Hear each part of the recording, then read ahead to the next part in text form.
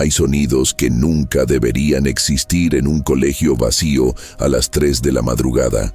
Lo sé porque los escuché con mis propios oídos aquella noche de octubre de 1972, cuando decidí regresar al Colegio San Jerónimo por el libro que había olvidado en mi casillero.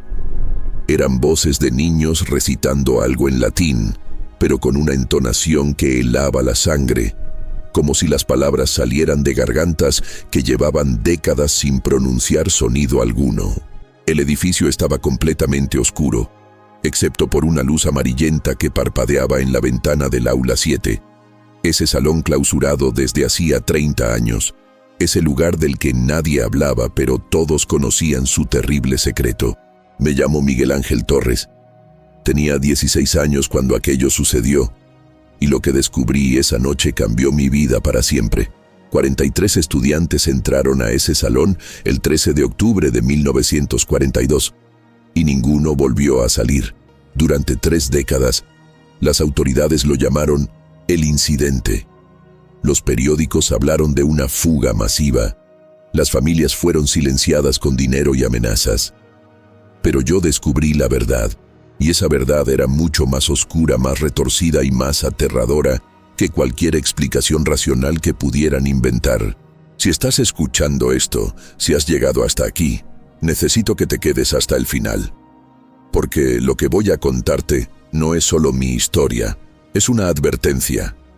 El aula 7 nunca fue clausurada, nunca estuvo vacía, y lo que habita allí dentro sigue esperando. Puebla en 1972 era una ciudad de contrastes violentos. Las iglesias coloniales proyectaban sus sombras sobre edificios modernos, y el peso de 4 siglos de historia católica oprimía cada rincón de las calles empedradas. El Colegio San Jerónimo se alzaba en el centro histórico como un monumento a tiempos más oscuros, un edificio de 3 pisos construido en 1890 sobre las ruinas de lo que alguna vez fue un convento jesuita del siglo XVII. Sus muros de cantera gris absorbían la luz del día y parecían exhalar frío incluso bajo el sol más intenso. Yo era un estudiante del último año, hijo de un profesor de historia que trabajaba en la Universidad Estatal. Mi padre era un hombre de ciencia, escéptico hasta la médula, que me había criado entre libros polvorientos y conversaciones sobre el método científico. Nunca creí en fantasmas, en maldiciones, ni en nada que no pudiera explicarse con lógica y razón. Esa fue mi primera equivocación. El colegio tenía una reputación extraña en la ciudad. Los padres de familia lo elegían por su rigor académico y su prestigio centenario. Pero había algo en el ambiente que incomodaba incluso a los más racionales. Los pasillos eran demasiado largos, las aulas demasiado frías, y existía una regla no escrita que todos respetábamos sin cuestionar.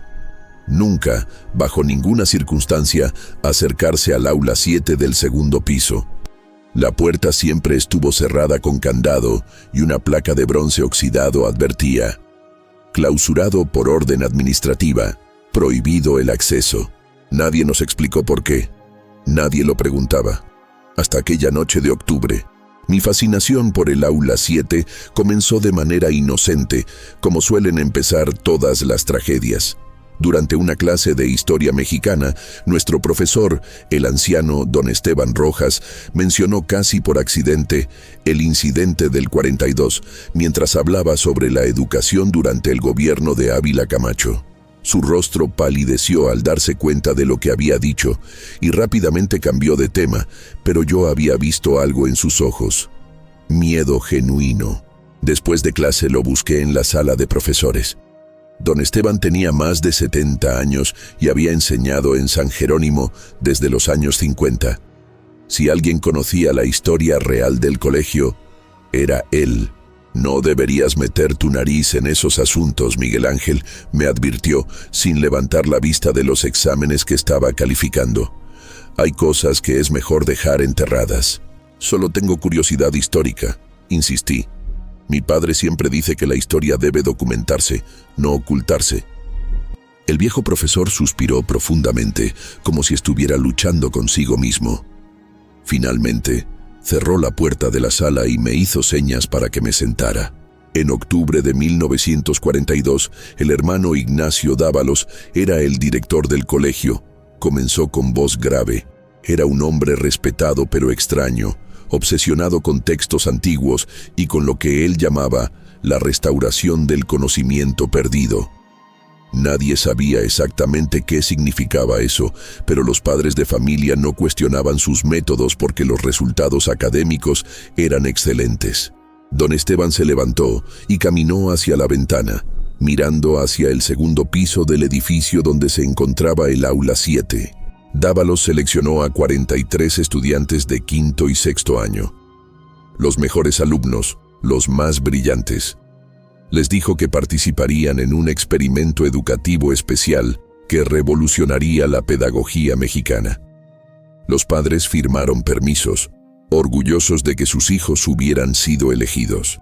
El 13 de octubre, a las 7 de la noche, esos 43 niños entraron al aula 7 para su primera sesión. ¿Y qué pasó?, pregunté, aunque parte de mí ya temía la respuesta. Nadie lo sabe con certeza. El conserje, un hombre llamado Atanasio Guerrero, patrullaba el edificio como cada noche.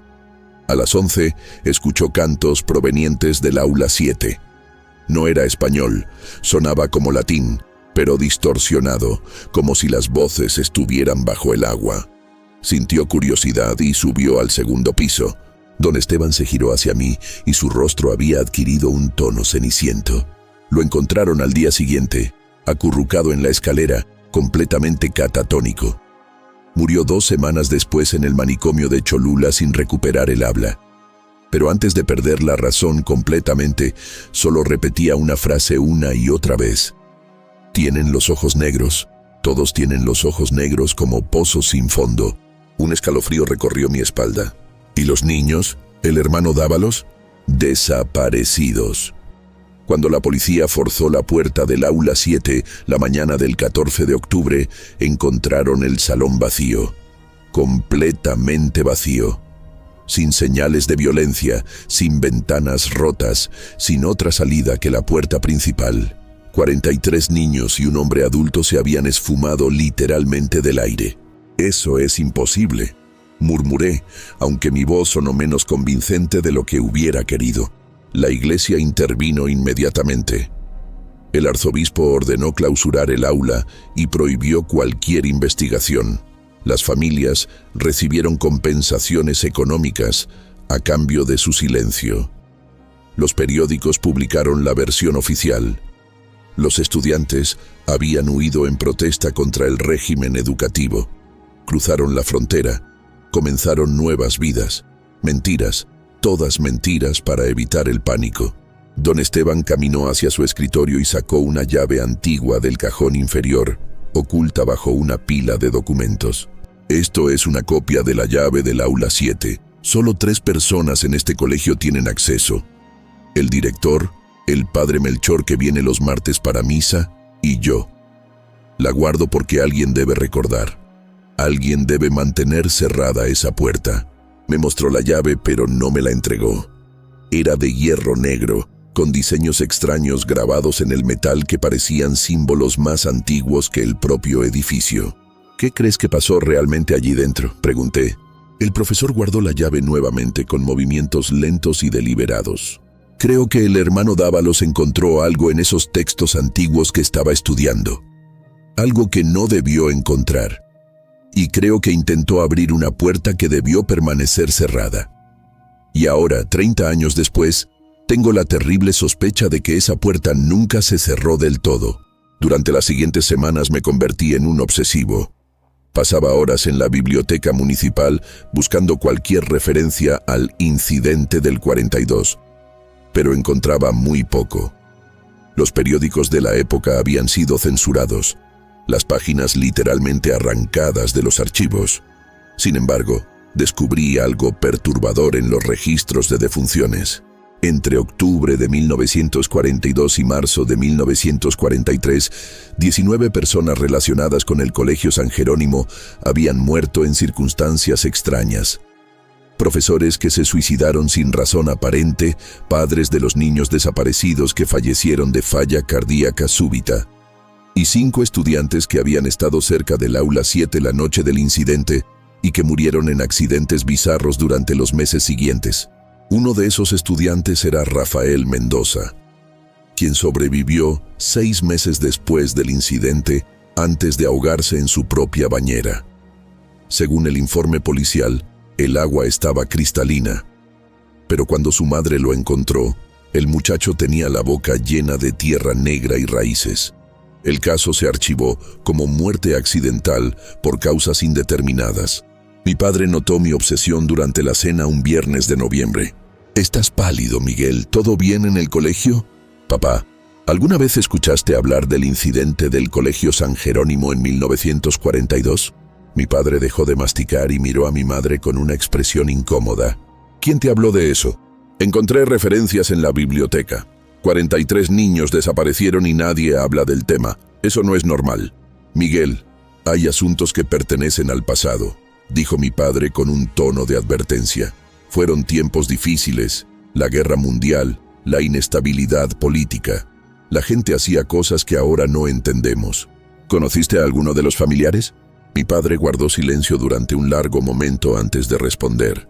Conocí a la hermana de uno de los niños desaparecidos, Elena Vargas. Vivió en esta ciudad hasta los años 60, cuando se mudó a Ciudad de México. Antes de irse, cayó en el alcoholismo y la locura. Decía que su hermano le visitaba cada noche, que le susurraba cosas terribles desde el interior de las paredes. ¿Y tú qué crees que le pasó realmente a esos niños? Mi padre me miró directamente a los ojos con una seriedad que nunca había visto en él. Creo que hay cosas en este mundo que la ciencia todavía no puede explicar. Y creo que algunas preguntas es mejor no responderlas. Prométeme que vas a dejar este asunto en paz. No le prometí nada. Esa misma semana, algo comenzó a cambiar en el colegio.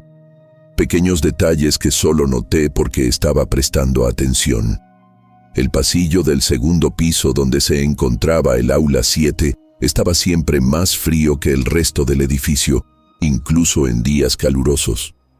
Algunos estudiantes reportaron pesadillas recurrentes después de estudiar en las aulas cercanas.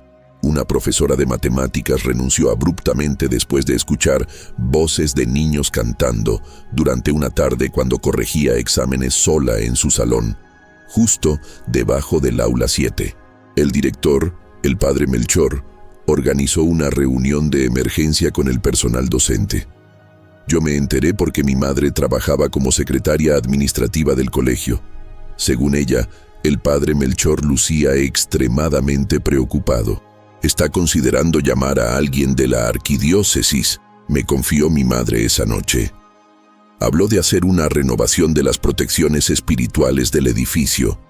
No entendí bien qué significaba, pero otros profesores parecían saber de qué hablaba.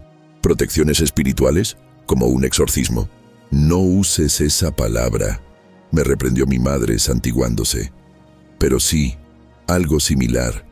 Al parecer, cada cierto tiempo realizan una ceremonia de bendición en el segundo piso. La última fue hace 10 años. ¿Y por qué ahora?» Mi madre bajó la voz hasta convertirla en un susurro. El padre Melchor encontró marcas en la puerta del aula 7, rasguños desde el interior, como si algo estuviera intentando salir. Y hay un olor, Miguel, un olor a tierra húmeda y descomposición que no existía antes. Esa noche soñé con el aula 7 por primera vez.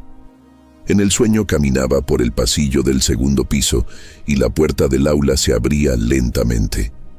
Dentro, 43 niños estaban sentados en sus pupitres, todos en perfecta formación, todos con los ojos completamente negros como pozos de alquitrán.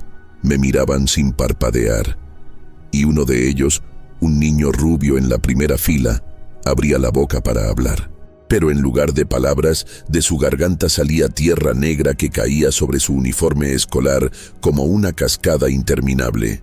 Desperté empapado en sudor, con la certeza absoluta de que algo terrible estaba por suceder. El 12 de octubre de 1972, exactamente 30 años después del incidente original, El director anunció que el segundo piso estaría cerrado durante 3 días por trabajos de mantenimiento y renovación espiritual. Las clases se reorganizaron en el primer y tercer piso. Nadie protestó. Todos sabíamos, aunque nadie lo dijera en voz alta, que algo estaba mal en ese edificio. Esa tarde, después de clases, vi al padre Melchor entrando al colegio acompañado de 2 sacerdotes que no conocía. Llevaban maletines negros y rosarios colgando de sus cinturas. Uno de ellos cargaba un libro antiguo envuelto en tela púrpura. Reconocí el símbolo bordado en la tela, la cruz de San Benito, tradicionalmente usada contra influencias demoníacas. Mi curiosidad venció al sentido común. Me escondí en los baños del primer piso y esperé hasta que todos se fueron. A las 7 de la noche, cuando el edificio quedó vacío y en silencio, comencé a subir las escaleras hacia el segundo piso. El cambio de temperatura fue inmediato. Mientras el resto del edificio mantenía el calor del día, el segundo piso estaba helado. Mi aliento se condensaba en pequeñas nubes de vapor. Las luces fluorescentes parpadeaban erráticamente, proyectando sombras que parecían moverse con vida propia. Escuché voces provenientes del final del pasillo. Latín. Los sacerdotes estaban realizando algún tipo de ritual frente a la puerta del aula 7. Me acerqué sigilosamente, ocultándome detrás de los casilleros hasta que pude ver la escena. Los 3 sacerdotes formaban un semicírculo frente a la puerta. El padre Melchor sostenía el libro púrpura abierto y leía en voz alta, mientras los otros 2 rociaban agua bendita sobre la puerta y trazaban cruces con aceite consagrado. Podía ver que estaban sudando profusamente a pesar del frío y sus manos temblaban visiblemente. Entonces lo escuché, un sonido que provenía del interior del aula 7. Golpes. No eran golpes violentos ni desesperados. Eran metódicos, rítmicos, como si alguien estuviera tocando la puerta desde dentro con la paciencia infinita de quien tiene toda la eternidad para esperar. 1, 2, 3 golpes. Silencio. 1, 2, 3 golpes. El padre Melchor elevó la voz. Sus palabras en latín resonaban con autoridad en el pasillo vacío. Los golpes se intensificaron. Ahora eran múltiples, como si docenas de manos golpearan simultáneamente desde el interior. Y entonces escuché las voces. Eran voces de niños, pero había algo profundamente perturbador en ellas. Sonaban superpuestas, como si 43 gargantas pronunciaran las mismas palabras al mismo tiempo, con perfecta sincronización. Y lo que decían me heló la sangre. «Déjanos salir, padre. Ya terminamos nuestras lecciones. El hermano Ignacio dice que es hora de ir a casa. Nuestros padres están esperando. Déjanos salir». Uno de los sacerdotes jóvenes retrocedió. Su rostro había perdido todo color. «No son niños», susurró. «Son imitaciones, ecos vacíos». El padre Melchor continuó con el ritual, pero su voz ahora sonaba menos segura. El agua bendita que salpicaba sobre la puerta comenzó a burbujear al contacto con la madera, como si estuviera hirviendo. El olor a azufre y tierra podrida inundó el pasillo. Las luces se apagaron completamente. En la oscuridad absoluta, escuché algo que nunca olvidaré. Risas. 43 voces de niños riendo al unísono, pero no era risa de alegría o diversión. Era risa de triunfo, de anticipación malévola. Cuando las luces volvieron a encenderse, los 3 sacerdotes estaban en el suelo. El padre Melchor sangraba de la nariz y los otros 2 estaban pálidos y temblando. La puerta del aula 7 tenía una nueva marca, un símbolo quemado en la madera que no reconocí, pero que irradiaba una sensación de maldad tan intensa que me provocó náuseas solo con mirarlo. «Fallamos», jadeó el padre Melchor. «La contención está debilitándose. Después de 30 años, lo que sea que esté allí dentro está ganando fuerza». «¿Qué hacemos?», preguntó uno de los sacerdotes jóvenes. «Necesitamos ayuda. Esto está más allá de nuestras capacidades. Tenemos que contactar al Vaticano». Me escabullí de vuelta a las escaleras antes de que pudieran descubrirme, pero mi mente no dejaba de repetir esas palabras. lo que sea que esté allí dentro. No habían dicho quien quiera, habían dicho lo que sea. Esa noche decidí que tenía que descubrir la verdad completa. Tenía que saber qué había sucedido realmente en el aula 7 hace 30 años. Y tenía que encontrar la manera de entrar antes de que fuera demasiado tarde. No sabía entonces que esa decisión condenaría no solo mi cordura, sino potencialmente mi alma. Durante los siguientes días, me convertí en un investigador obsesivo. Faltaba a clases para buscar en archivos parroquiales, visitaba la hemeroteca estatal y seguía cualquier pista, por mínima que fuera, relacionada con el hermano Ignacio Dávalos y su experimento educativo. Mi gran avance llegó cuando encontré a un hombre llamado Teodoro Salazar en un asilo de ancianos en las afueras de Puebla. Según los registros que había recopilado, Salazar había sido profesor asistente en el Colegio San Jerónimo en 1942, y aunque había renunciado semanas después del incidente, era uno de los pocos testigos vivos que había estado cerca de Dávalos durante los meses previos a la desaparición. El asilo olía a desinfectante y desesperanza. Encontré a Salazar en una habitación pequeña, un hombre de casi 90 años que parecía haberse encogido sobre sí mismo con el paso del tiempo. Sus ojos, sin embargo, conservaban una lucidez penetrante que me sorprendió. «Sabía que alguien vendría eventualmente», dijo cuando me presenté y le expliqué el motivo de mi visita. «Han pasado 30 años, pero sabía que la verdad no podía permanecer enterrada para siempre».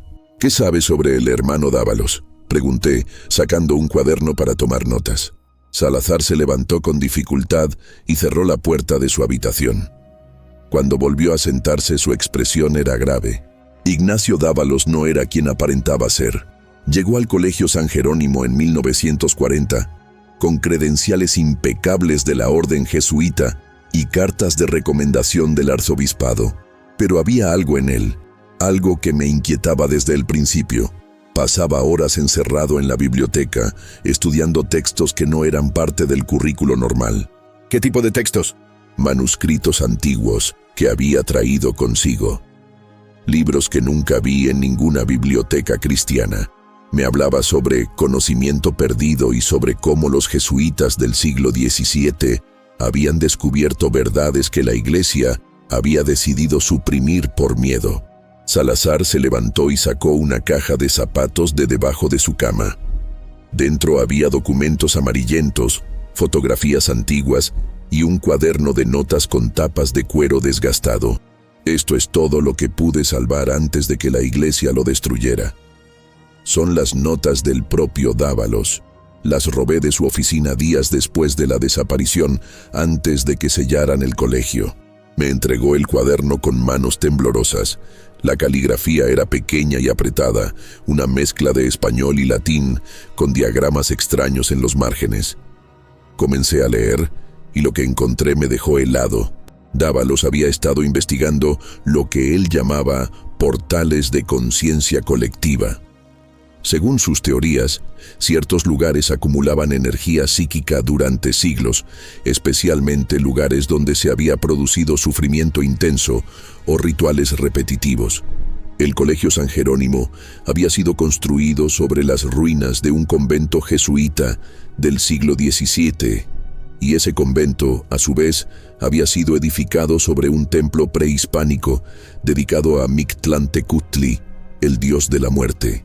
Dávalos creía que podía acceder a ese poder, continuó Salazar. Hablaba de elevar la conciencia de sus estudiantes seleccionados, de trascender los límites de la percepción humana. Pero lo que realmente planeaba era otra cosa. ¿Qué cosa? El anciano respiró profundamente antes de responder. Sacrificio. Un sacrificio de inocencia y juventud para abrir lo que él llamaba la puerta del conocimiento prohibido.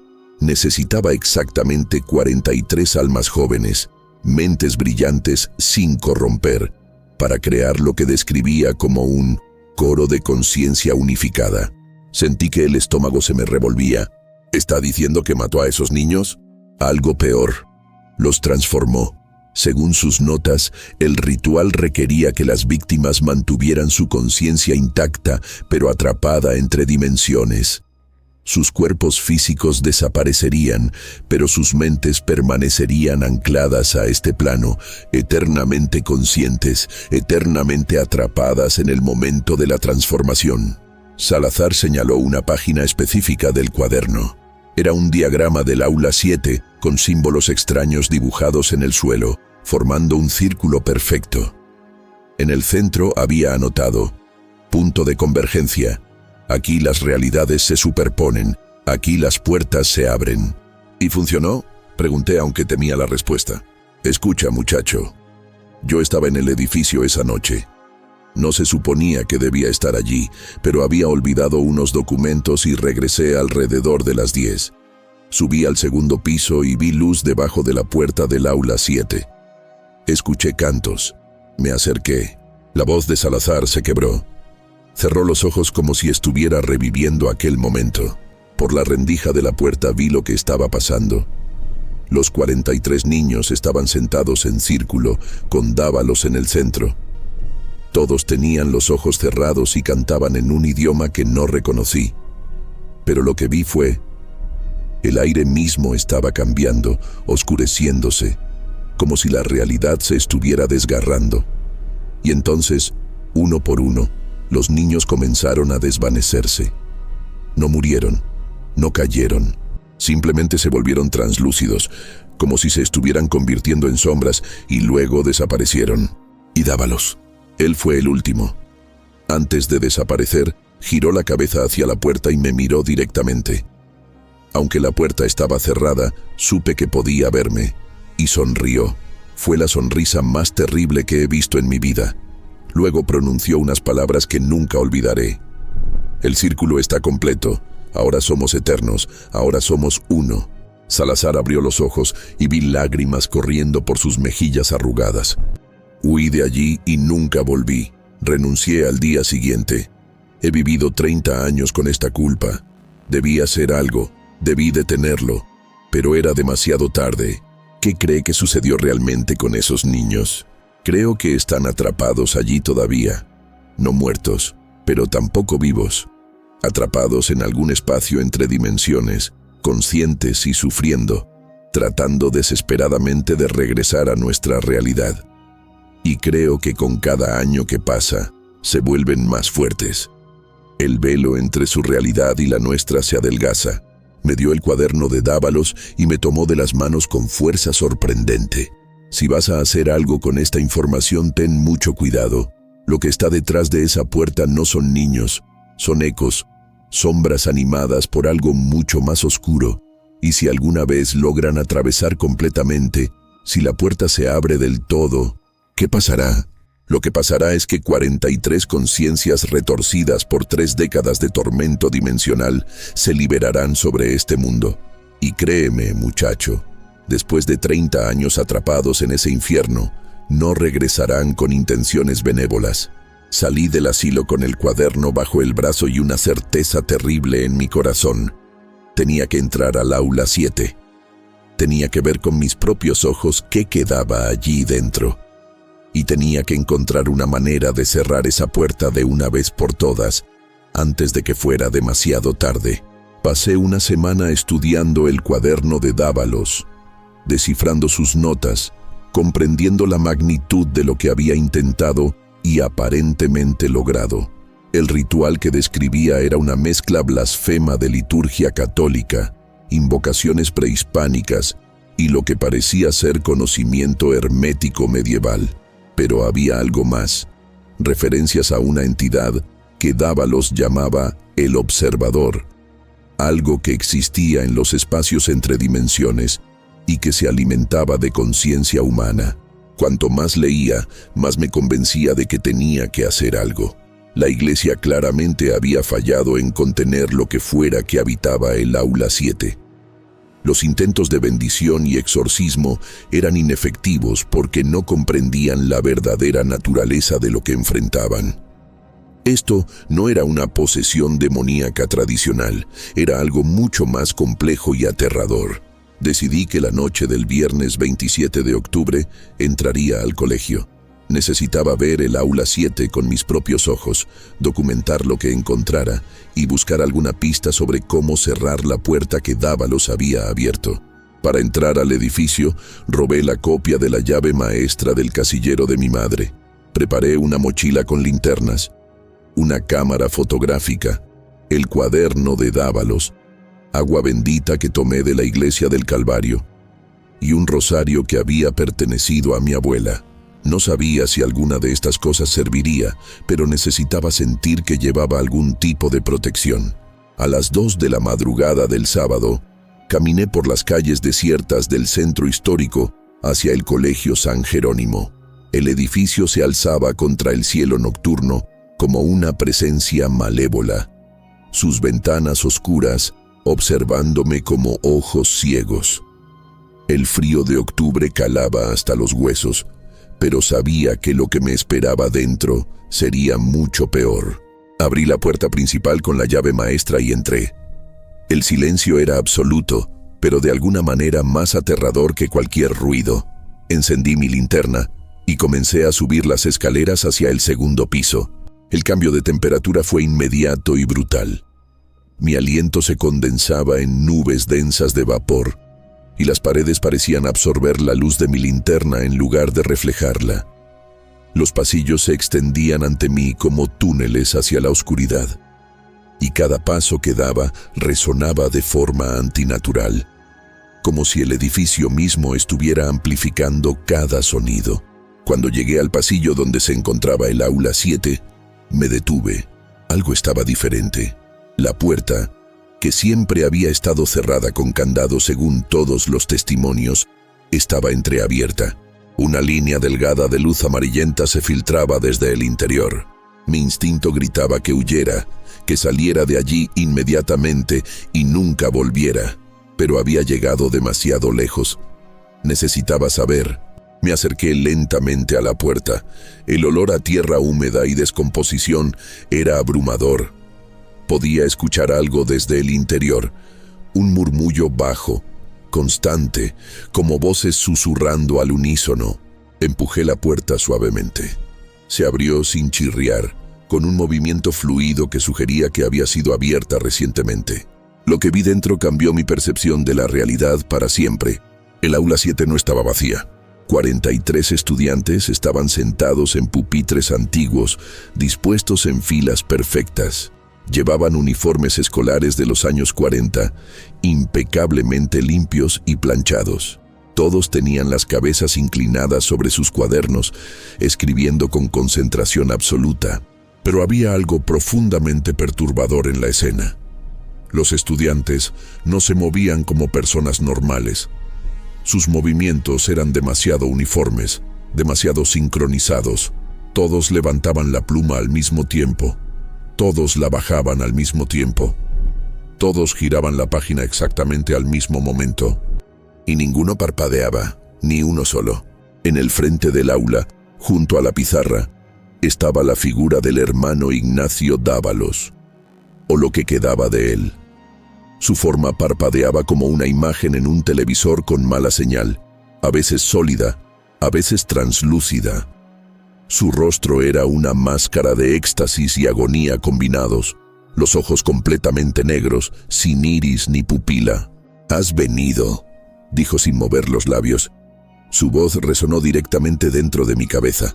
Después de 30 años, finalmente alguien ha venido voluntariamente. Intenté retroceder, pero descubrí que mis piernas no respondían. Era como si raíces invisibles hubieran brotado del suelo y me mantuvieran en su lugar.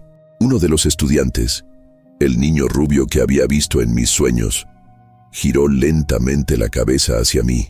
El sonido de sus huesos crujiendo fue como ramas secas rompiéndose. Cuando nuestras miradas se encontraron, vi que sus ojos también eran pozos negros sin fondo. «Ayúdanos», susurró el niño, pero su voz era la voz combinada de 43 gargantas hablando al unísono. «Estamos atrapados. Llevamos 30 años atrapados. El dolor nunca termina. La oscuridad nunca termina. Ayúdanos a salir. Todos los estudiantes giraron sus cabezas hacia mí simultáneamente, produciendo un coro de chasquidos óseos que me provocó náuseas. Todos me miraban con esos ojos negros vacíos. No, logré articular, luchando contra el terror paralizante. No sois niños, sois algo más. Dávalos sonrió, y su sonrisa se extendió mucho más allá de lo humanamente posible, revelando dientes que parecían demasiado numerosos y demasiado afilados. Muy perspicaz. En efecto, estos niños fueron el precio de entrada. Sus conciencias, sus almas inocentes abrieron la puerta, y cuando la puerta se abrió, él entró. El observador, la conciencia que habita entre las realidades, y ahora somos uno con él. Los 43 estudiantes se pusieron de pie al unísono. El sonido de las sillas arrastrándose contra el suelo fue ensordecedor en el silencio del aula. Comenzaron a caminar hacia mí con movimientos espasmódicos, como marionetas manipuladas por manos inexpertas. Durante 30 años hemos esperado, continuó la voz de Dávalos. Cada año ganando más fuerza, cada año acercándonos más a romper completamente el velo. Y ahora tú has venido, has traído tu conciencia fresca, tu voluntad viva. Eres exactamente lo que necesitamos. De repente comprendí el terrible error que había cometido. No había venido a investigar. Había sido llamado. Todo había sido una manipulación para traerme aquí voluntariamente. Serás el anclaje, dijeron las 43 voces. A través de ti podremos finalmente cruzar completamente. 43 conciencias retorcidas liberadas sobre este mundo, con todo el conocimiento del espacio entre dimensiones. Imagina lo que haremos. Imagina el caos que sembraremos. Los estudiantes estaban cada vez más cerca. Podía ver ahora que sus uniformes no estaban limpios. Estaban cubiertos de tierra negra y manchas que parecían moho. Su piel tenía un tono grisáceo y podía ver pequeños insectos arrastrándose por sus mejillas. Recordé el cuaderno de Dávalos. Había anotado que el ritual requería consentimiento. Por eso habían necesitado que los padres firmaran los permisos. Por eso yo había tenido que entrar voluntariamente. ¡No consiento!, grité con todas mis fuerzas. ¡Rechazo vuestro ritual! ¡Rechazo vuestro poder! Los estudiantes se detuvieron abruptamente, como si hubieran chocado contra una pared invisible. Dávalos rugió, un sonido que no podría haber salido de una garganta humana. Entonces serás destruido. Si no puedes ser usado, serás eliminado. De repente recuperé el control de mis piernas. Huí del aula mientras detrás de mí escuchaba el sonido de 43 voces gritando en furia y frustración. Corrí por el pasillo. Bajé las escaleras de 3 en 3 y no me detuve hasta que estuve fuera del edificio, jadeando en la calle desierta. Cuando finalmente reuní el coraje para mirar hacia atrás, vi algo que me dejó helado. En la ventana del aula 7, 43 siluetas oscuras me observaban. Y aunque no podía ver sus caras desde la distancia, sabía que todos tenían esos ojos negros como pozos sin fondo. Y sabía que no me dejarían en paz. Los días siguientes fueron una pesadilla de paranoia creciente. Comencé a ver sombras en las esquinas de mi visión, que desaparecían cuando giraba la cabeza. Escuchaba susurros cuando estaba solo en mi habitación. Encontraba tierra negra en mis zapatos cada mañana, aunque no recordaba haber caminado por ningún lugar donde pudiera haberla recogido. Sabía que estaba siendo marcado, acechado por las cosas que habitaban el aula 7. Había rechazado su invitación, pero no podían simplemente dejarme ir. Yo conocía su secreto. Yo había visto su verdadera naturaleza. Busqué ayuda con el padre Melchor. Cuando le conté lo que había hecho y lo que había visto, su rostro se puso lívido. «Eres un idiota», dijo sin miramientos. Un idiota arrogante que no comprendió que hay cosas en este mundo que son mejores dejar en paz. Ahora has establecido una conexión con ellos. Te han marcado. ¿Qué puedo hacer? El padre Melchor me llevó a la sacristía de la capilla del colegio y cerró la puerta con llave. Hay solo una forma de romper la conexión. Tenemos que realizar un contrarritual. Tenemos que cerrar la puerta que Dávalos abrió hace 30 años, pero desde dentro. Y para hacerlo, alguien debe entrar al aula 7 voluntariamente y realizar una acción de sacrificio consciente. ¿Sacrificio? ¿Quiere decir que alguien tiene que morir? No necesariamente morir, pero sí renunciar a algo fundamental. La única forma de cerrar una puerta abierta con inocencia es cerrarla con un acto de sacrificio consciente y voluntario. Comprendí entonces qué estaba sugiriendo. ¿Quiere que yo regrese? No. Lo que quiero es que nunca hubieras ido en primer lugar, pero ahora que lo has hecho eres nuestra mejor opción. Ya tienes una conexión con ellos, ellos te reconocen, y más importante, tú los rechazaste una vez, eso te da poder sobre ellos. Durante los siguientes 2 días, el padre Melchor me preparó. Me enseñó las palabras exactas que debía pronunciar, los gestos que debía realizar. Me explicó que el ritual de Dávalos había usado conciencias jóvenes porque eran maleables, sin formar. Un contrarritual requería exactamente lo opuesto. Una conciencia formada que eligiera voluntariamente renunciar a su conexión con el mundo físico para sellar la brecha. No morirás, me aseguró, pero una parte de ti quedará atrapada allí, manteniendo la puerta cerrada. Perderás algo. Puede ser memoria, puede ser sentimientos, puede ser habilidades. No sabemos exactamente qué, pero será permanente. ¿Y si no lo hago? Si no lo haces, ellos eventualmente encontrarán la manera de cruzar completamente. Puede ser en 1 año, puede ser en 10, pero lo harán. Y cuando lo hagan, 43 entidades alimentadas por conciencias humanas retorcidas y conocimiento dimensional se liberarán sobre Puebla. ¿Cuántas personas crees que morirán antes de que puedan ser contenidos? No había realmente elección. La noche del 31 de octubre de 1972, exactamente 30 años después del ritual original, el padre Melchor y yo regresamos al Colegio San Jerónimo. Esta vez no iba solo, y esta vez iba preparado. Llevaba conmigo el cuaderno de Dávalos, un crucifijo antiguo que el padre Melchor había traído de la catedral, sal consagrada, y un cilicio que debía usar durante el ritual como símbolo de sacrificio voluntario. Cuando llegamos al segundo piso, la puerta del aula 7 estaba completamente abierta, como si me hubieran estado esperando. Y en efecto lo habían estado. Los 43 estudiantes estaban de pie en formación, bloqueando la entrada al aula. Dávalos flotaba en el centro del salón, su forma ahora apenas humana, más una concentración de sombras con vagamente forma humanoide. «Has regresado», dijeron las 43 voces. «Has regresado voluntariamente. Entonces finalmente comprendes, finalmente aceptas tu destino». «He regresado», confirmé, mi voz temblando pero firme, «pero no para unirme a vosotros. He regresado para cerrar la puerta que debió haberse cerrado hace 30 años». Comencé a recitar las palabras que el padre Melchor me había enseñado.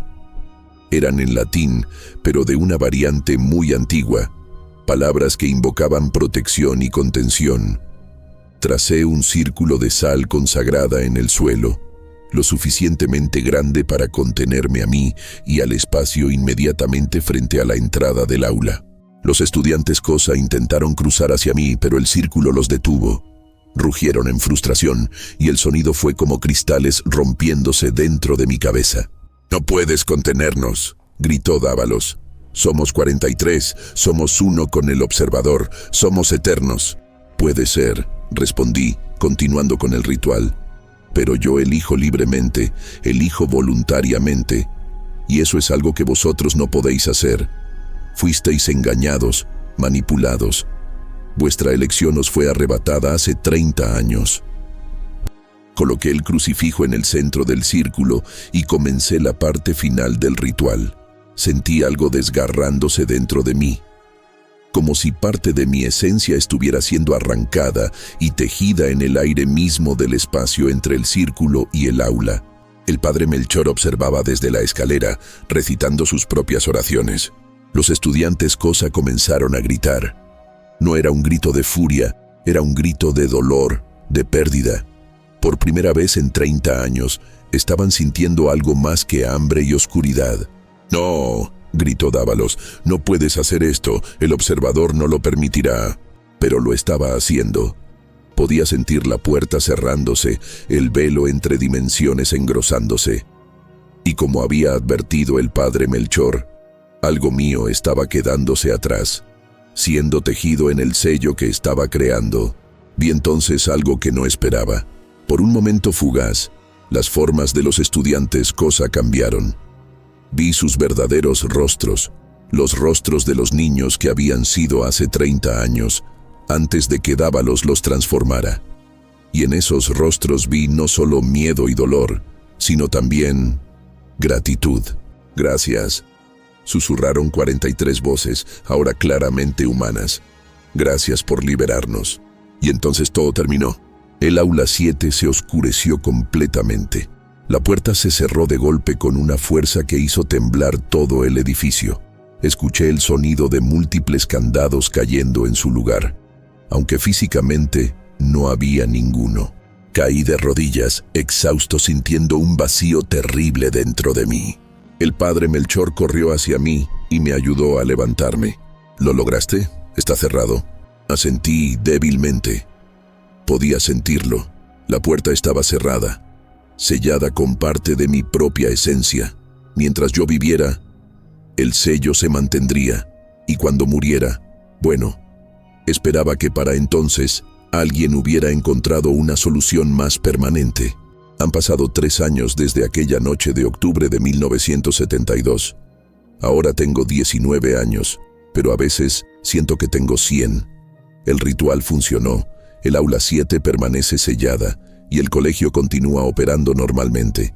La mayoría de la gente nunca supo lo cerca que estuvieron del desastre, pero el precio que pagué fue alto, más alto de lo que imaginé. Perdí parte de mi capacidad de sentir alegría.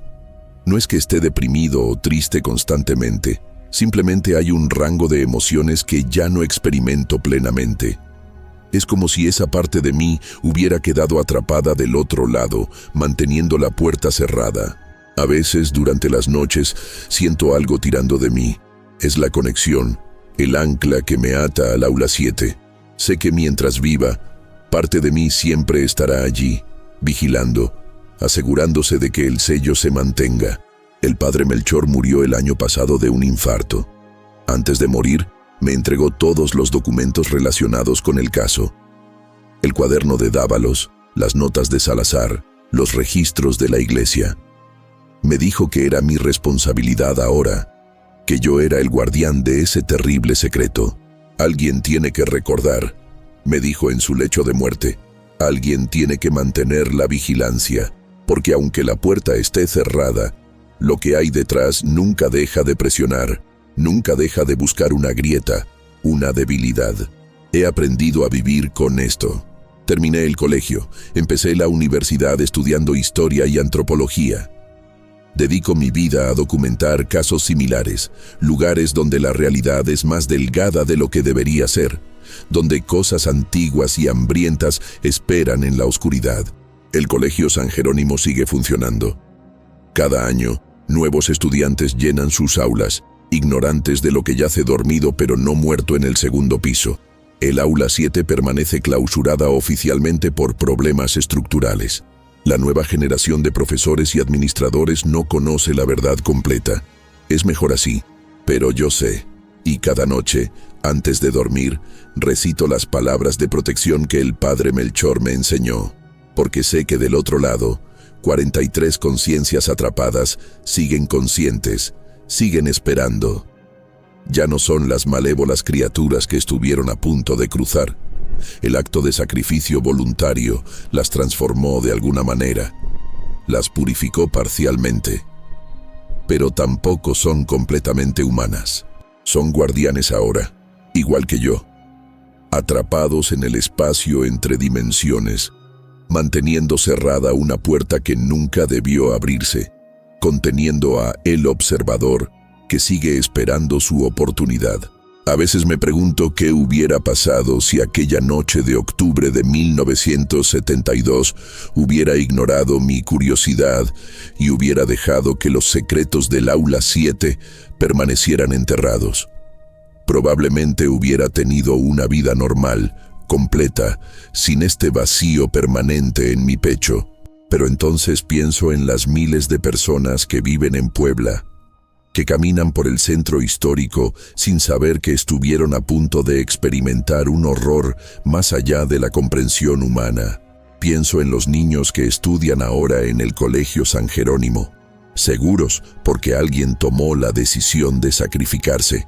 Y comprendo que algunas batallas se libran en silencio. Algunos héroes nunca son reconocidos. Algunas historias nunca deben ser completamente contadas. Esta es mi historia, es mi carga y es mi advertencia. Porque en este mundo hay lugares donde la realidad es más delgada de lo que debería ser. Hay puertas que nunca debieron abrirse. Hay conocimientos que la humanidad no está preparada para comprender. Y hay cosas antiguas y hambrientas que esperan pacientemente en la oscuridad, esperando el momento en que la curiosidad humana supere una vez más al sentido común. Si alguna vez te encuentras frente a una puerta clausurada, frente a un secreto que todos parecen haber olvidado intencionalmente, frente a un misterio que nadie quiere explicarte, detente. Piensa. Pregúntate si realmente necesitas saber la verdad, porque algunas verdades tienen un precio, y ese precio puede ser más alto de lo que estás dispuesto a pagar. El aula 7 permanece cerrada, por ahora, pero las puertas selladas no permanecen cerradas para siempre. Eventualmente, alguien más sentirá curiosidad, alguien más intentará descubrir qué hay del otro lado. Y cuando ese día llegue, espero que encuentren esta historia. Espero que lean mis palabras y comprendan la advertencia. Algunos secretos están mejor enterrados. Algunas puertas deben permanecer cerradas. Y algunos horrores son tan profundos que la única forma de combatirlos es el sacrificio voluntario de aquellos dispuestos a interponer sus propias almas entre la oscuridad y el mundo. Esta es la lección que aprendí en el Colegio San Jerónimo. Esta es la verdad que cargo cada día, y este es mi legado. Mantener vigilancia sobre una puerta sellada, sabiendo que del otro lado, en la oscuridad eterna del espacio entre dimensiones, 43 conciencias atrapadas mantienen su propia vigilia, porque aunque el horror fue contenido, nunca fue destruido.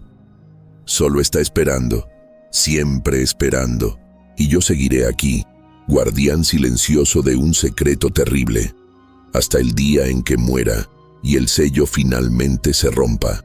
Que Dios tenga piedad de quien esté vivo ese día.